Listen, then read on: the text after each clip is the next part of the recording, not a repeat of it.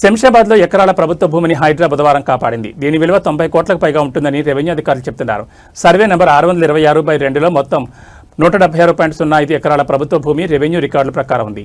అటవీ అభివృద్ధి సంస్థకు 166 ఎకరాల భూమిని ప్రభుత్వం కేటాయించింది. ఇంకా అక్కడ 9.05 ఎకరాల ప్రభుత్వ భూమి మిగిలింది.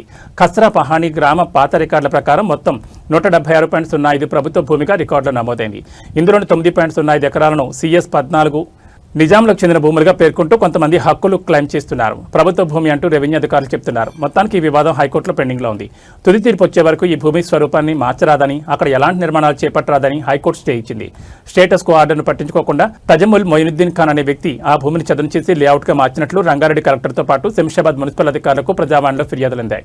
క్షేత్రస్థాయిలో పరిశీలించగా తజముల్ మొయినుద్దీన్ 9.05 ఎకరాల భూమిని చదును చేసి ఫ్రీకాస్ట్ గోడల ద్వారా ఆక్రమించినట్లు రెవెన్యూ అధికారులు గుర్తించారు. భూ ఆక్రమణ చట్టం 1905 ప్రకారం ఆక్రమణను తొలగించాలని మొయినుద్దీన్కు సూచించారు.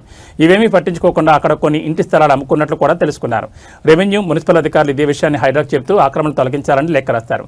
రెవెన్యూ మున్సిపల్ అధికారుల ఫిర్యాదుతో బుధవారం హైడ్రా ఈ ఆపరేషన్ చేపట్టి 9.05 ఎకరాల ప్రభుత్వ భూమిలో ఆక్రమణ తొలగించింది.